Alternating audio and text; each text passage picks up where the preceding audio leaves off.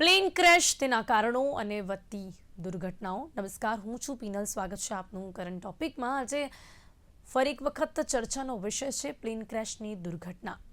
હવે જાણે સામાન્ય બની ગઈ હોય તેવું પણ કહી શકાય છે, કારણ કે અવારનવાર પ્લેન ક્રેશની દુર્ઘટનાઓ બનતી જોવા મળી રહી છે.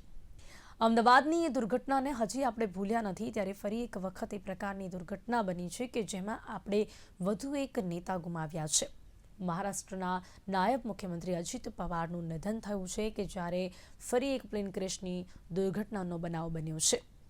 મહારાષ્ટ્રમાં બારામતીમાં આ જે ચાર્ટર્ડ પ્લેન છે તે લેન્ડિંગ કરવાનો પ્રયાસ કરી રહ્યું હતું ને ત્યારે આ જે પ્લેન છે આખો અગનગોળો બની ગયું અને ત્યારબાદ આ દુર્ઘટના સર્જાઈ કે જેમાં જે નાયબ મુખ્યમંત્રી છે મહારાષ્ટ્રના અજીત પવાર, તેમનું નિધન થયું છે.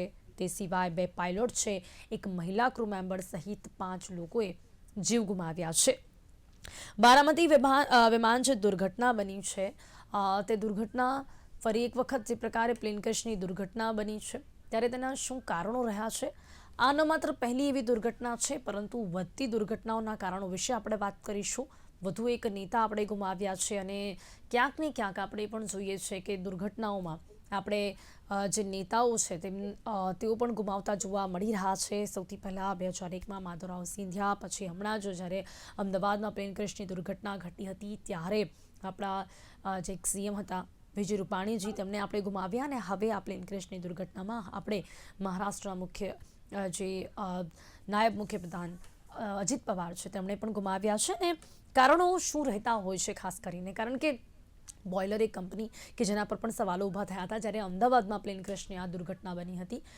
એ સિવાય ત્યારે પાયલોટ પર પણ સવાલો ઊભા થયા હતા. પણ શું દર વખતે આ પ્રકારની દુર્ઘટનામાં પાયલોટ ઉપર જ બધું ઢોળી દેવામાં આવે છે? પાયલોટના જ ની ભૂલના કારણે શું આ પ્રકારની દુર્ઘટનાઓ ઘટિત થતી હોય છે? અહીંયા જે એક વાત જાણવા એવી પણ મળી રહી છે કે જેના વિશે પણ જો આપણે વાત કરીશું કે જે વિમાન છે એ બારામતી એરપોર્ટ પર લેન્ડિંગ માટે અપ્રોચ કરી રહ્યું હતું. પહેલીવાર પાયલટને ત્યાં રનવે સ્પષ્ટ જ ન દેખાયું, તેથી તેણે વિમાન ફરીથી ઊંચાઈ પર લઈ ગયો. અને એવું થતું હોય છે કે જ્યારે પણ રનવે ના દેખાય ત્યારે ફરી એક વખત લેન્ડિંગ માટે પ્રયાસ કરવામાં આવે છે. તો પ્રથમ વખત તેને ના દેખાયું એટલે ફરીથી ઉપર લઈ ગયો છે. પહેલો પ્રયાસ નિષ્ફળ રહ્યા બાદ બારામતી રનવે 11 પર ફરીથી લેન્ડિંગ કરવાનો આ પ્રયાસ કરવામાં આવ્યો હતો અને આ દરમિયાન વિમાન રનવે પરથી લપસીને ક્રેશ થઈ ગયું હતું. આ જે જાણકારી સૂત્રો પરથી મળી રહી છે ને એવું જે આપણને જાણવા મળી રહ્યું છે એ મહારાષ્ટ્ર એવિએશન ડિપાર્ટમેન્ટ થ્રુ જાણવા મળી રહ્યું છે. હવે આપણે આ સમગ્ર ઘટના અને વધતી જે દુર્ઘટનાઓ છે વિમાન ક્રેશની તેને વિશે જાણવાનો પ્રયાસ કરીશું. ટેકનિકલ ખામીઓ વિશે સમજવાનો પ્રયાસ કરીશું, જેની માટે ખાસ મારી સાથે અહીંયા જોડાઈ ગયા છે ગુલાબરાય ઉનડકર છે, જેઓ નિવૃત્ત એરમેન છે એરફોર્સના. માહી શાહ છે, એરોસ્પેસ એન્જિનિયર. આ બંનેનું સ્વાગત છે. Welcome to current topic. સૌથી પહેલા ગુલાબરાયજી, આ પ્રકારની જે દુર્ઘટના બની છે કે જેમાં આપણે 5 લોકોએ જીવ ગુમાવ્યા છે, એમાં મહારાષ્ટ્ર નાયબ મુખ્યમંત્રી અજીત પવાર પણ છે. 66 વર્ષના હતા. 8:45 વાગે બારામતી એરપોર્ટ પર લેન્ડિંગ દરમિયાન જે ચાર્ટર્ડ પ્લેન છે તે ક્રેશ થયું છે. શું કહેશો સૌથી વધારે જે કારણ રહેતું હોય છે પ્લેન ક્રેશનું તે શું રહેતું હોય છે? અમદાવાદની જે પ્લેન ક્રેશની દુર્ઘટના છે તેના વિશે પણ કદાચ આપ જાણતા હશો કે કઈ રીતે તે દુર્ઘટના પણ ઘટિત થઈ હતી. અહીંયા પણ જાણવા મળી રહ્યું છે કે જે પાયલોટ છે તેને રનવે સ્પષ્ટ ના દેખાયું, ફરી તેને ઉપર લીધું. શું કારણો રહેતા હોય છે? શા માટે પ્લેન ક્રેશની દુર્ઘટનાઓ વધતી જોવા મળી રહી છે? ગુલાબરાયજી. Hello, I am Gulabhai Unagar from Jamnagar, Ala Jila Sainik Maji Association. And I have left airport in 1978 after having served for 15 years. So technically, some of the things I know very well. When aircraft is taking off, then before that, the daily service should be carried out by the crew or by the technical men. So it has there may be so many reasons for that one. Not only that, but it is a bad luck for our that many times this aircraft accident is taking place near about few months. One aircraft case was happened in Ahmedabad also. Okay, Gulabrai, I would like to request you that if you are comfortable in Gujarati, please speak in Gujarati, because our most of the viewers are Gujarati, so that they can understand what you are saying. Sir આજે અમે દુઃખ સાથે જણાવીએ છીએ કે પુના નજીક થયેલી દુર્ઘટના અકસ્માતમાં મહારાષ્ટ્રના ઉપ મુખ્યમંત્રી અજીત પવાર અને તેમના પરિવાર સાથે અન્ય સદસ્યોને જીવ ગુમાવ્યો છે તે માટે શ્રદ્ધાંજલિ પાઠવી છે. અત્યંત દુઃખદ ઘટના સામે એકત્રિત થયા છીએ અને બારામતી એમાં થયેલી દુર્ઘટનામાં ઉપમુખ્યમંત્રી અજીત પવાર અને એના પરિવાર તથા ક્રૂ સભ્યોનો અચાનક મૃત્યુ થયો છે. તેમના સેવાભાવી ભારતની સેવા કરવા માટે આપેલી પ્રદીપ્તા અદ્ભુત રહી છે અને તેમના પરિજનો માટે પ્રાર્થના કરીએ છીએ અને દુઃખ સાથે સામનો કરવા મદદ મળે એવી ભગવાન પાસે પ્રાર્થના તેમના આત્માને શાંતિ મળે એવું સૌ સાથે મળીને પ્રાર્થના કરીએ છીએ ઇંગ્લિશમાં.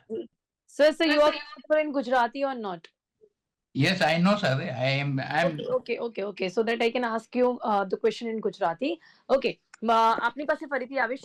માહી, તમને શું લાગે છે કે જે પ્રકારે આ પ્લેન ક્રેશ વધી રહ્યા છે એક એરોસ્પેસ એન્જિનિયર તરીકે આપના અનુભવો શું કહે છે? શા માટે આજના સમયમાં આજે આ પ્રકારની દુર્ઘટનાઓ વધતી જોવા મળી રહી છે?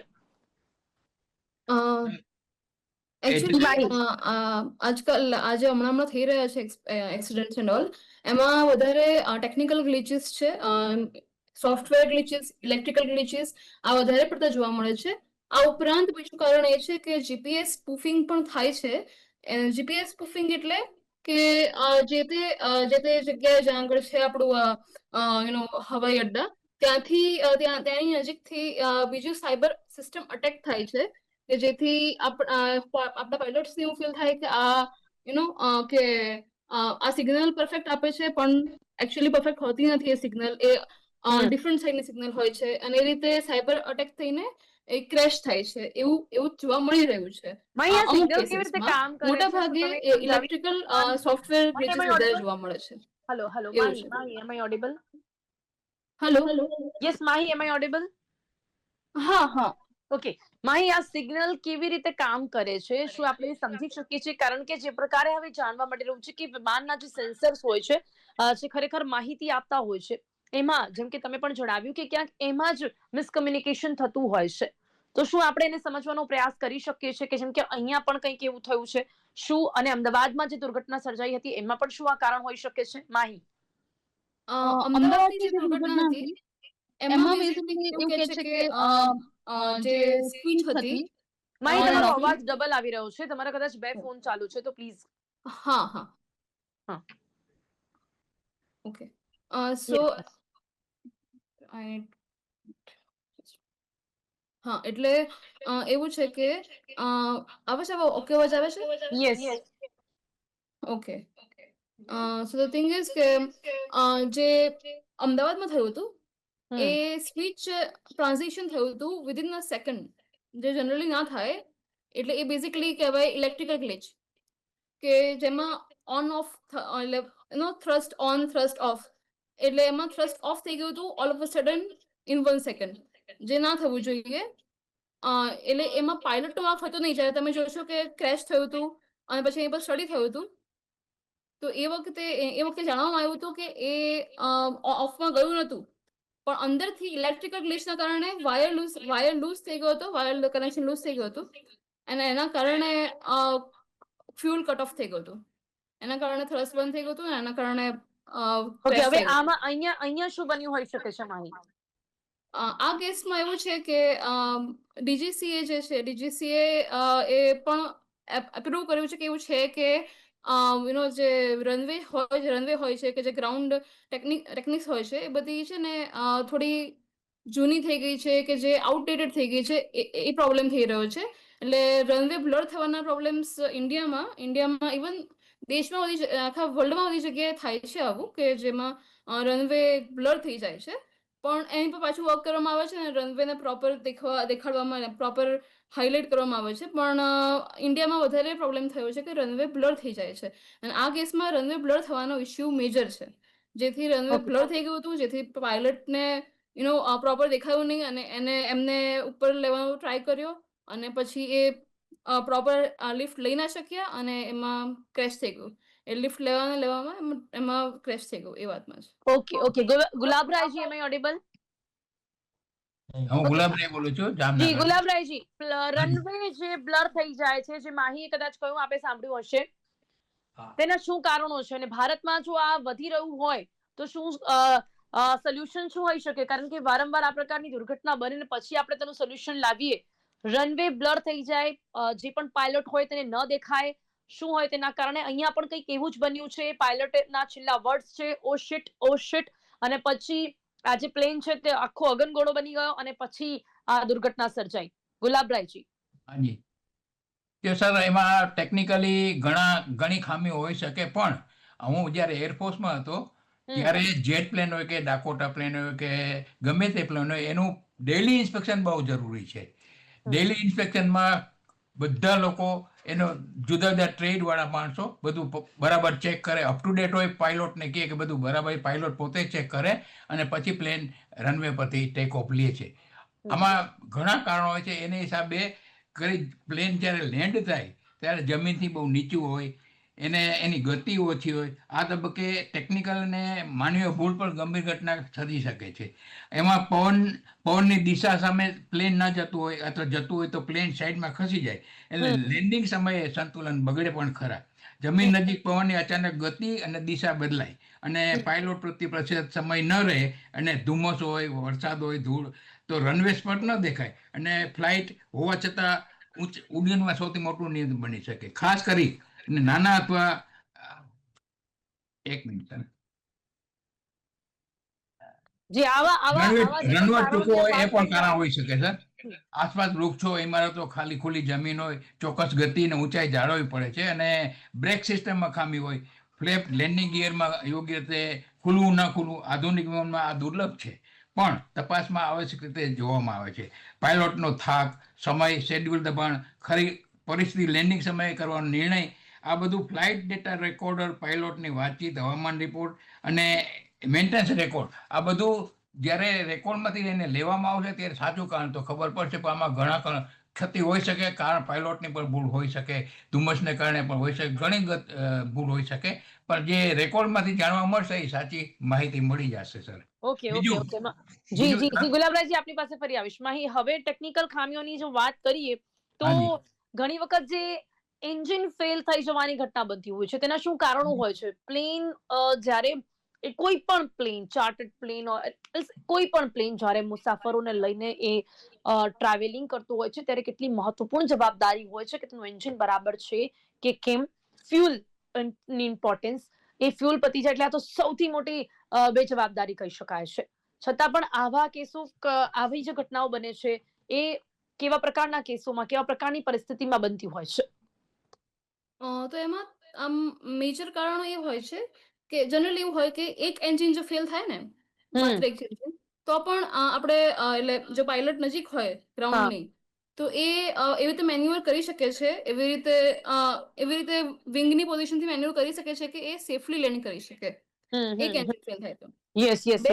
બે એન્જિન ફેલ થાય એવું બહુ રેરલી થાય છે કે આપણા અમદાવાદના કેસમાં એવું થયું, બીકોઝ એમાં ટર્ન ઓફ થઈ ગયું હતું, કટ ઓફ થઈ ગયું હતું ફ્યુલ સપ્લાય. જી માહી, તો અમદાવાદના કેસમાં એવું બન્યું હતું કે જેમાં બંને એન્જિન ફેલ થઈ ગયા હતા. યસ, બીકોઝ એમાં કટ ઓફ થઈ ગયો હતો ફ્યુલ સપ્લાય, એટલે એના કારણે બંને એન્જિન ફેલ થઈ ગયા હતા. નહીં તો જનરલી એક એન્જિન મોસ્ટલી ફેલ થતું હોય છે, આપણે મોસ્ટલી કેસીસમાં એવું હોય છે, અને મોસ્ટ કેસીસમાં સેફ લેન્ડિંગ થઈ જાય છે જો નિયર ટુ ગ્રાઉન્ડ હોય તો. એટલે અમુક સ્પેસિફિક હાઇટ હોય છે. મિલિટરી એરક્રાફ્ટ માટે અલગ હાઇટ હોય છે અને સિવિલિયન એરક્રાફ્ટ માટે અલગ હાઇટ હોય છે. જે હાઇટ સુધી એન્જિન ફેલિયરનો જાણ થઈ જાય તો સેફ લેન્ડિંગ થઈ શકે છે. તો હવે જેમ કે અહીંયા એમને પહેલા ટ્રાય કર્યો, બરાબર માહી, તો એમને જ્યારે રનવે સ્પષ્ટ ના દેખાયું તો શું પાયલોટ બીજું કંઈ ના કરી શકે? જેમ કે ફોર એક્ઝામ્પલ, કદાચ તમને ખબર હોય તો હમણાં છે ને થોડાક દિવસ પહેલા જ એક ફ્લાઇટ હતી, એ અમદાવાદમાં લેન્ડ થવાની હતી, પણ પછી એ ના લેન્ડ થઈ કારણ કે કંઈક પ્રોબ્લેમ ઇશ્યુ સર્જાયો અને પછી જયપુરમાં લેન્ડ થઈ.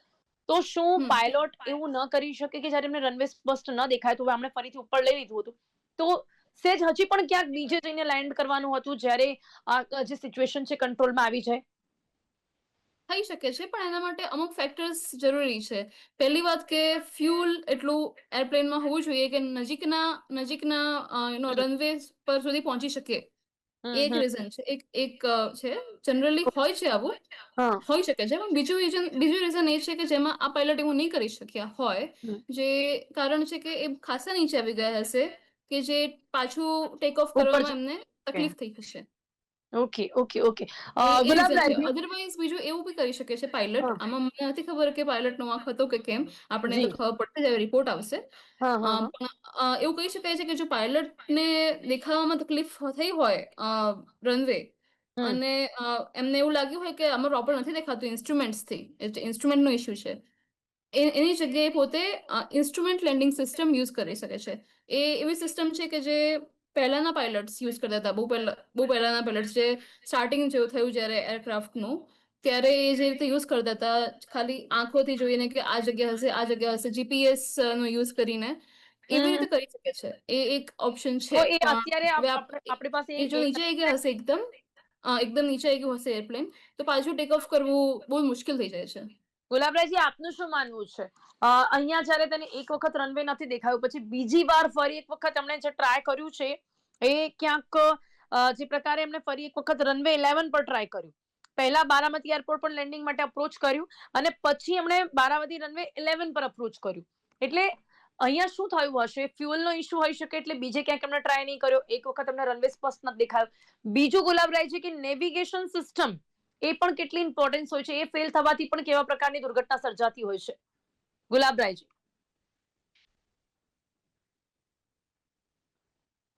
ગુલાબરાયજી, મારો અવાજ આપને આવી રહ્યો છે? જી ગુલાબરાયજી, આપને મારો અવાજ આવી રહ્યો છે? એમાં સર એવું છે કે જ્યારે રનવેમાં લેન્ડિંગ કરતા હોય પાયલોટ, ત્યારે એને જીપીએસમાં સિસ્ટમમાં જો ખામી સર્જાણી હોય કોઈ જાતની, તો એ પણ એ કારણ બની શકે. અને એક વખત બે વખત લેન્ડિંગ કર્યું હોય ત્યારે પણ એને ધુમ્મસને કારણે કોઈ બીજા ટેકનિકલ ક્ષતિ સર્જાણી હોય તો એ પણ કારણ બની શકે સર. એટલે આમાં તો પાયલોટની જેટલી હોશિયારી હોય એટલી જ કામ કરે. એ ટાઈમે એને મગજમાં એટલું આવી જવું છે કે મારે અત્યારે શું પગલું ભરવાનું છે. જો થોડી પણ જરાક પણ મિસ્ટેક થઈ જાય તો પ્લેન ક્રેશ થઈ શકે છે ને, એ પણ કારણ હોઈ શકે. અને ઓકે, આપના કોઈ અનુભવો છે ગુલાબરાયજી જે આપ શેર કરવા માંગશો? બીકોઝ કેમ કે તમે એરમેન રહી ચૂક્યા છો એરફોર્સના, તમારા કોઈ આ પ્રકારના અનુભવો હોય કે આ પ્રકારની પરિસ્થિતિમાં કેવી રીતે ટેકલ કરે છે પાયલોટ્સ, તો આપ જણાવી શકો છો. સર એમાં મારું એવું છે, હું જ્યારે 1972માં જ્યારે આસામમાં હતો, ત્યારે અમને કહેવામાં આવ્યું હતું ઓચિંતાનું કે તમે બધા પ્લેનમાં બેસી જાઓ, તમે ક્યાં જાઓ છો એ કંઈ ખબર નથી, પણ તમને પાછળથી જાણવા મળશે જ્યારે લેન્ડ થશે ત્યારે. આસામનું તો વાતાવરણ એવું હતું કે ગમે ત્યારે સર બગડી શકે વાતાવરણ. અહીંયા જોરડથી અમે ઉડાન ભર્યું ત્યારે એકદમ વાતાવરણ સારું હતું, પણ જ્યારે એ બાજુ જ્યાં જવાની જગ્યાએ પહોંચતા હતા તો આ વાતાવરણ બગડવા માંડ્યું, એકદમ ધુમ્મસ થઈ ગયું, વરસાદ જોરદાર આવવા માંડ્યો, પ્લેનને કંટ્રોલ કરવું પણ બહુ મુશ્કેલ હતું. પણ પાયલોટની હોશિયારીના હિસાબે સર અમારો જીવ બચી ગયો બધાનો, અને મૂળ જગ્યાએ અમે પહોંચી ગયા. એ પાયલોટની અમે તો હોશિયારી જ સમજીએ છીએ કે ટાઈમે એનું મગજ કામ કર્યું કે મારે શું એક્શન લેવાના છે. નહીં શું તો એક્શન લેવામાં આવ્યું હતું ગુલાબરાયજી? પાયલોટે શું કર્યું હતું ત્યારે? પાયલોટે પોતાની ડાયવર્શન, જે લેન્ડિંગ હતું, જ્યાં લેન્ડ કરવાનું એને બીજી જગ્યાએ બાગુડોલા બાજુ લઈ લીધું, જ્યાં વાતાવરણ સારું હતું. એને ખબર પડી કે હવે પ્લેન આ બાજુ જઈ શકે એમ, તો એને ડાયવર્ઝન લઈને બીજું બાગડોલામાં ઉતારી દીધું, સેફ સાઈડમાં લઈ લીધું.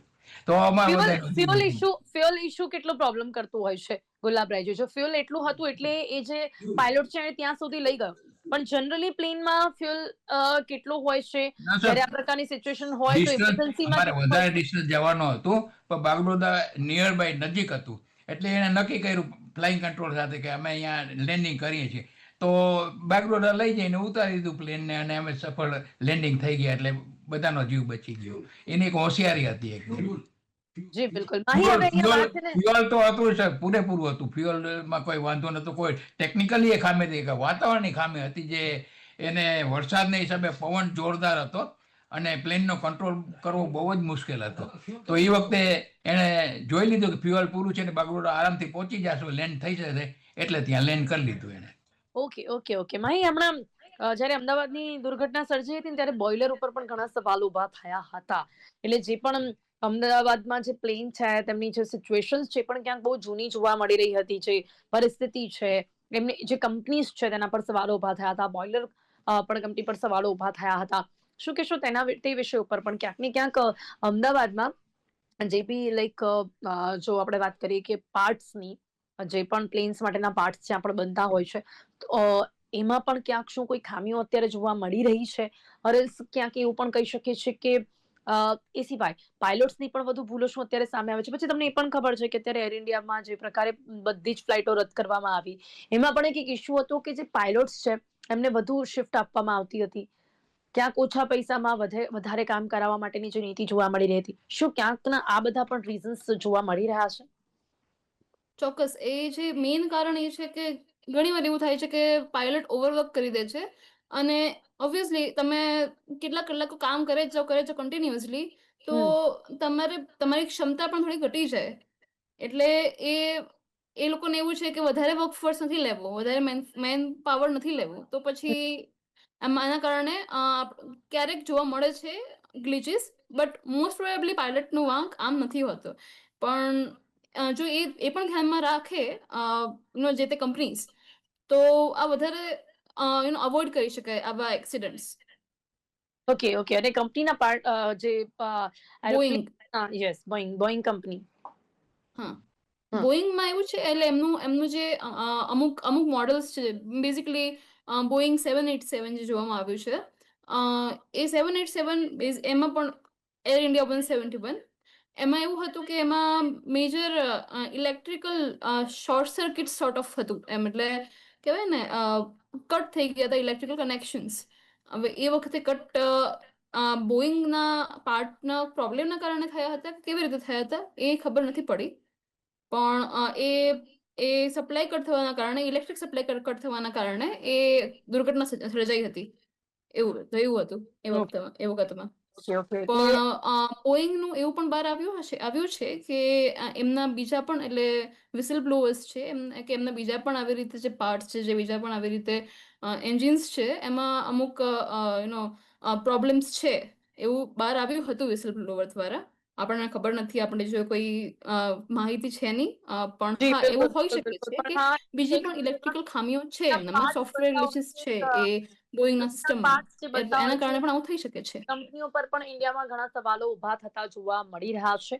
સાથે સાથે પ્લેન્સની સિચ્યુએશન ઘણા જૂના થઈ ગયા હોય તો ટાઈમ ટુ ટાઈમ તેને ચેન્જ કરવું, એ બધું પણ ઘણું ઇમ્પોર્ટન્સ, એ બધું ઘણું મેટર કરતું હોય છે. પણ છતાં પણ અત્યારે યસ. એના ઉપર ધ્યાન આપવામાં નથી આવી રહ્યું. જેના વિશે ચોક્કસપણે વિચાર કરવાની જરૂરિયાત છે. અત્યારે સમય અહીંયા સમાપ્ત થાય છે. ગુલાબરાયજી, માહીજી, આ બંને મારી સાથે ચર્ચામાં જોડાયા તે બદલ આપનો ખૂબ ખૂબ આભાર. Thank you so much. Plane ક્રેશની વધતી દુર્ઘટનાઓ, તેની પાછળ શું કારણો રહેલા છે તેના વિશે ટેકનિકલી ચર્ચા કરવાનો પ્રયાસ કર્યો છે. ક્યાંક કોઈ નેવિગેશન સિસ્ટમની ખામી, તો ક્યાંક બહુ જ ઓછા પણ વખત એવું બનતું હશે કે પાયલોટની કોઈ ભૂલ થતી હોય, પરંતુ તેની સાથે સાથે ક્યાંક નેવિગેશન સિસ્ટમ ફેલ થવું, હવામાનમાં અચાનક જ ફેરફાર આવી જવો અને તેના કારણે રનવે ના દેખાવું, આ પ્રકારની જે સમસ્યાઓ વધી રહી છે, તેના કારણે ક્યાંક ને ક્યાંક લોકો હવે પ્લેન ક્રેશની દુર્ઘટના જેનો સામનો વધુ કરી રહ્યા છે. અને એટલા જ માટે ક્યાંક ને ક્યાંક હવે આપણા ભારત દેશમાં પ્લેન, ખાસ કરીને એમની જે ટેકનિકલી જે ઇશ્યુઝ હોય છે તેને સોલ્વ કરવાની જરૂરિયાત છે અને મોનિટરિંગ કરવાની જરૂરિયાત છે. કરંટ ટોપિકમાં અત્યારે બસ આટલું જ. ફરીથી મળીશું નવા વિષયની સાથે. ત્યાં સુધી રજા આપશો. નમસ્કાર.